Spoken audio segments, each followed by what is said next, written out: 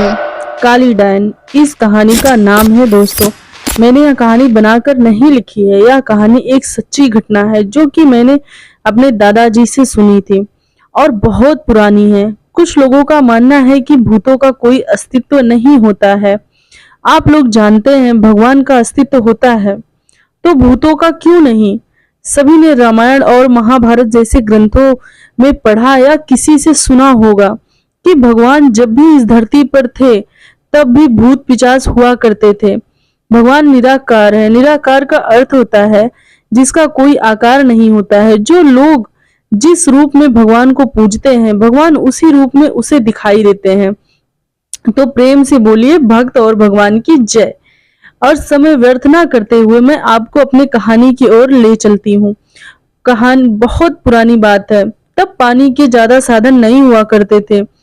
कुएं, बावड़ी, तालाब आदि पानी के साधन नहीं हुआ करते थे। कुएं, बावड़ी, तालाब आदि से पानी पिया करते थे। तो यह कहानी भी एक तालाब की है जो कि उस काली डायन के जादू से अमृत से जहर बन गया था। यह डायन कैसे बनी, कैसे इस तालाब का पानी विष में बन गया, मैं यह कहानी आपको बताती हूँ। एक गांव में एक औरत के कोई बच्चा नहीं था। वह औरत गांव के मुखिया की पत्नी थी। उसकी शादी को काफी समय हो चुका था। सब लोग उसे बांझ कहा करते थे। सारे गांव वाले उसका मुंह भी नहीं देखना चाहते थे। कहते थे इसका मुंह देख लिया तो पूरा दिन बेकार चला जाएगा। और मुखिया की पत्नी थी इसलिए लोग थोड़ी बहुत बातचीत कर लिया करते थे।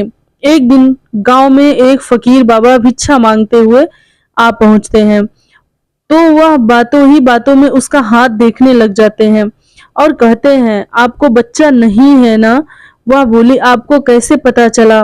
बोला हम हस्तरेखा में निपुण हैं और हाथ देखकर यह बता सकते हैं कि क्या होने वाला है और क्या होगा। वह बोली तो अच्छा यह बताओ कि मेरा बच्चा कब होगा। तो उसने कहा आपको भगवान ने बच्चा तो नहीं दिया है, पर मैं एक रास्ता बताता हूँ, वह सुनो। अमावस्या की रात को किसी एक ऐसे लड़के के बलि पीपल के पेड़ के नीचे दे दो जो अपने माँ बाप का इकलौता पुत्र हो और उसके खून से अपने बाल धोना। फिर कहना ए प्यासी आत्माओं यह बलि मेरी तरफ से स्वीकार करो और मुझे एक पुत्र दे दो। एक लोटे में उस कुएं का पानी भरकर उसमें उसके शरीर का 2 बूंद खून मिलाकर पी लेना और उस लड़के के सिर से बाल अपनी साड़ी की गांठ में बांधे रखना, तो तुम्हें यह अवश्य एक पुत्र पैदा होगा। इतना कहकर वहां से भिक्षा लेकर चला गया। उस दिन के ठीक 3 दिन बाद अमावस्या थी। उस रात तो वही किया जो बाबा ने उससे बताया था। उसने अपने देवरानी के ही लड़के की बलि दे दी और खून की 2 बूंदें पानी में मिलाकर खुद पी लिया और उस सिर से कुछ बाल को काटकर अपनी गांठ में बांध लिया और बिना पीछे मुड़े देखे अपने घर आ गई। सुबह गांव वालों को पता चला कि मुखिया के भाई के बेटे को किसी ने मार के वहां फेंक रखा है। जब यह बात मुखिया और उसके भाई ने सुनी तो वह नंगे पैर दौड़ पड़े। धीरे धीरे सारा गांव इकट्ठा हो गया। उस लड़के की माँ का रो रो कर बुरा हाल हो गया। तब किसी व्यक्ति ने हिम्मत जुटाकर उस सिर को धड़ से जोड़ा और उसे नदी में बहाने की सलाह दी। वैसा ही किया गया। लोगों ने लाश को पानी में बहा दिया। सब लोग यही कह रहे थे किसने यह सब किया, कैसे हुआ। सब लोगों के लिए यह घटना चिंता का विषय बन गई थी। जब मुखिया घर पर पहुंचा तो क्या देखता है कि उसकी पत्नी तो पकवान बना रही थी। वह बड़ी खुश नजर आ रही थी। मुखिया ने क्रोध में कहा क्या तुम्हें इस बात का बिल्कुल भी दुख नहीं है कि हमारे भाई का बेटा मर गया। वह पहले ऐसी नजरों से देखी जैसे कि उसे ही मार डालेगी। फिर कहने लगी लड़का उसका मरा है, मेरा नहीं, मैं क्यों शोक मनाऊं।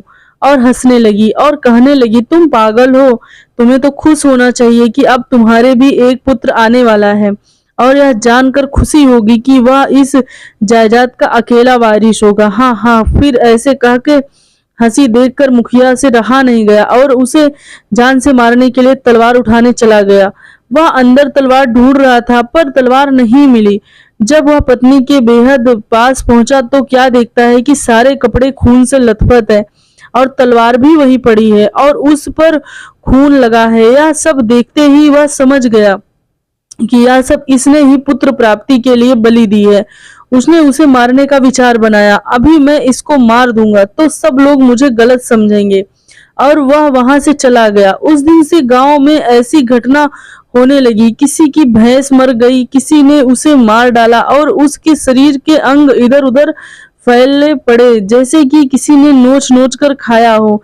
तो किसी दिन किसी का कुत्ता, किसी का बछड़ा, तो किसी की बकरी मर गई और उसी तरीके से वह मर रही थी जिस तरीके से भैंस को किसी ने मारा था। ऐसी घटना से सारा गांव परेशान था। किसी को यह नहीं समझ आ रहा था कि आखिर ये हो कैसे रहा है। एक दिन की बात है, मुखिया रात को अपने गेट के पास सोया हुआ था। आधी रात के समय उसे गेट खुलने की आवाज आई। वह जाग गया। उसने देखा कि एक औरत बाल बिखेरे हुए आधी रात को बाहर चली जा रही थी। देखने में तो ऐसा लग रहा था जैसे कोई खींच कर ले जा रहा हो। अगस्त की काली रात थी। चारों तरफ आवाजें आ रही थी, कहीं सियार तो कहीं कुत्ते भौंकते। ऐसा लग रहा था उसे ही जैसे यह रात न जाने क्या कयामत ढाएगी।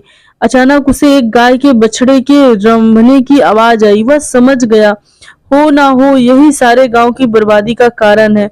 मुखिया के दिमाग में एक आइडिया आया कि क्यों ना मैं चलकर देखूं कि यह कहाँ जाती है। वह उठकर चल दिया। उसने आगे जाकर देखा, पड़ोसी का गाय बछड़ा कटा हुआ और उसका धड़ वहीं पड़ा था। यह सब कोई और नहीं बल्कि मुखिया की पत्नी ही कर रही थी। उस पे वो खून पीने से कुछ बुरी साया ने कब्जा जमा लिया था और वही गांव में सारे जानवर और इंसान को मार रही थी। तो दोस्तों, बिना सोचे समझे कभी भी हमें गलत काम नहीं करना चाहिए। किसी के कहे पे हमें कभी नहीं चलना चाहिए। जो हमारी किस्मत में होगा हमको वही मिलता है। इसलिए हमें सब्र रखना चाहिए। सब्र का फल मीठा होता है। तो कैसे लगी आज की हमारी यह कहानी आपको, काली डायन? अगर पसंद आई हो तो वीडियो को एक प्यारा सा लाइक जरूर करिएगा और चैनल पे अभी तक नए हैं, चैनल को सब्सक्राइब नहीं किया तो सब्सक्राइब कर लीजिएगा। आपके एक लाइक, सब्सक्राइब, शेयर से हमें बहुत मोटिवेशन मिलती है और वीडियो में आगे बने रहने की हिम्मत मिलती है। मिलते हैं कल एक और नई कहानी के साथ। तब तक के लिए जय श्री महाकाल।